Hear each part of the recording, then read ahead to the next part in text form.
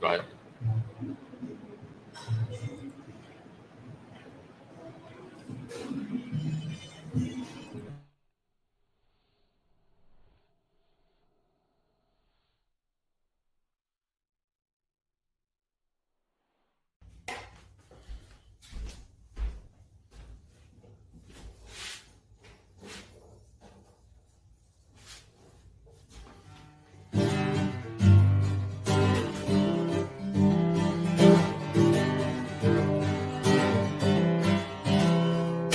I was born to preach the gospel. I was born to preach the gospel. I was born to preach the gospel. And I sure do love my job. Ooh. I was born to preach the gospel. I was born to preach the gospel. I was born to preach the gospel. I sure do love my job. Oh, I was born to preach the gospel. I was born to preach the gospel. I was born to preach the gospel. I sure do love my job. Oh, I was born to preach the gospel. I was born to preach the gospel. I was born to preach the gospel. And I sure do love my job. Oh, I was born to preach the gospel.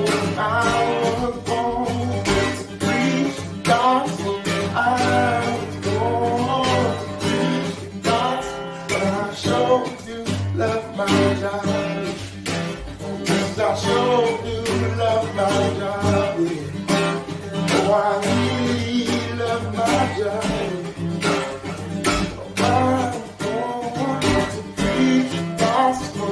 You were born to preach the gospel. You were born to preach the gospel. So join me on this call.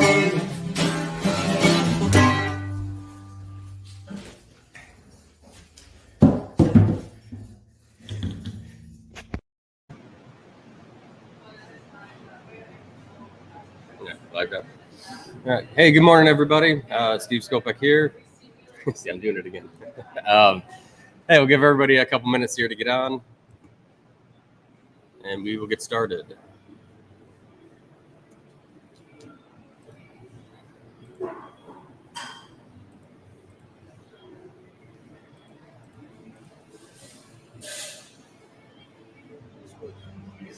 Oh.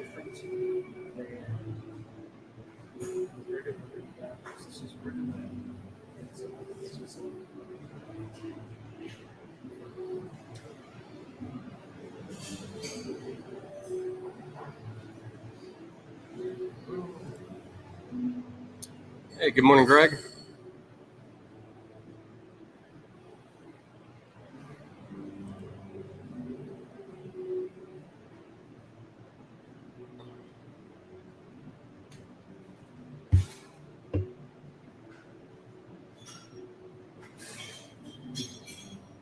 So it shows that there's nobody on, nobody watching. Is that right?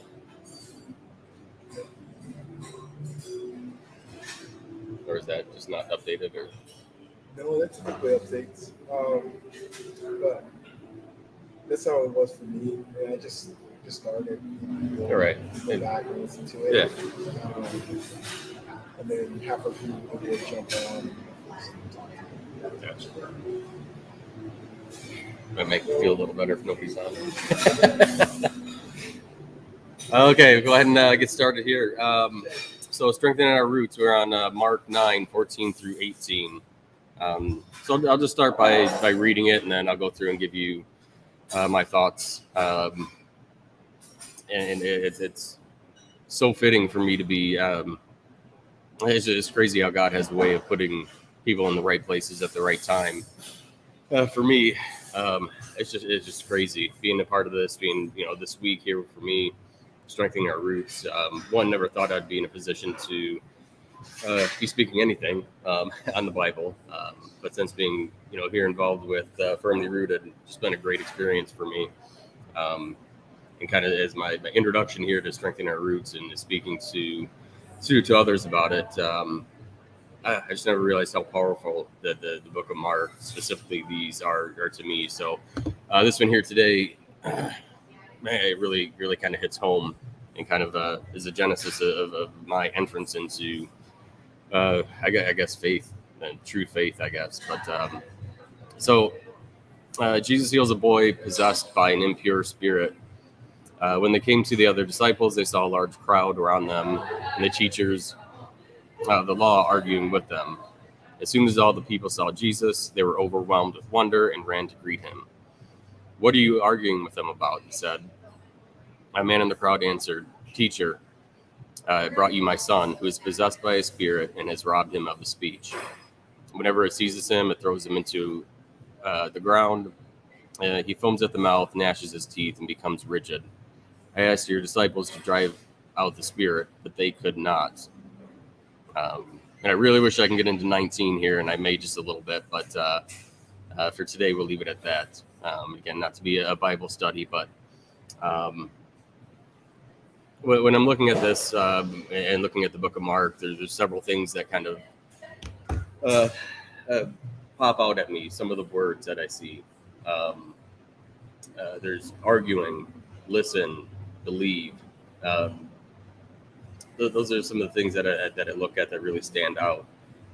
When they say, "What are you arguing about?" That's kind of for me, the beginning of, Jesus coming down and talking to them and say, "Why are you arguing?"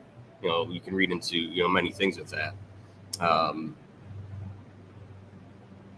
But the biggest thing that I take out about, Mark 9, 14 through 18, is this person, this boy being possessed by a spirit.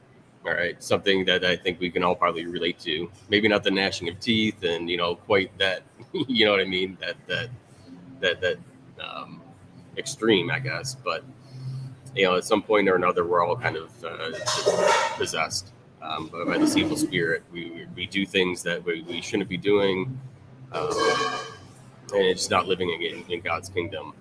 And one of the things I find interesting is that I can relate to, which is kind of crazy, is as I'm here talking to other people, is being robbed of speech. I find finding hard words right now, but it's like whenever I feel the presence of the evil spirit, when I'm not in God's presence, I find that he kind of robs me of speech. I have a hard time really speaking and talking about God. And since being involved with Firmly Rooted, one of the biggest things, most impactful things for me was when going up for prayer with Tom. And in this whole Mark 9, 14 through 18, where that spirit is just driven out and comes to the true belief. It took maybe 4 or 5 times to where I finally realized, this is real. To truly believe what is going on, and truly believe, God is real. He's here. He can heal. He can do this. And one of the biggest things that I prayed for with Tom was transformation. And it had been maybe 3-4 weeks of this, going up and praying, and headed low, and highs and lows, and going back and forth. And maybe it was a little bit longer. Maybe it was like the second month. Came up and prayed again for transformation. I said, "Hey, Tom, I need a boost here. Things are going great. I'm beginning to see. I'm beginning to understand. What's going on. Just give me a little boost." And I keep meaning to tell Tom that there needs to be like a warning or an exclamation sticker up there when he prays, because that day it happened for me, just like it happened here in Mark. That physically I could feel that evil spirit like just leave my body. And it sounds crazy to me. I always look at those evangelists on TV where they bam, you're healed, and that stuff happened. But for me, that it was real. I almost collapsed on the side of the stage, after the prayer. It was just unbelievable. It was an awesome experience. And, since that day, really the distinction between what this kingdom is and what God's kingdom is has never been more clear in my mind. So I guess I was getting a little bit ahead in Mark, where he talks about not to step on Steve's toes tomorrow, but it really comes down to belief. That Jesus comes in and says, "You unbelieving generation," in 19, and that's what it really, to me, drives home, that you have to believe. And anyway, that's kind of my takeaway from that with it. And check my notes, see if there's anything else. But yeah, kind of starts with arguing. Nothing good can come out with arguing. Listening, and then believing is my takeaway from this section of Mark. And check who else came on. Bert Reggiani. Good morning, Bert. And with that, I'll leave it at that. Blessings on your day. Have a firmly rooted week. And let somebody see Jesus in you today.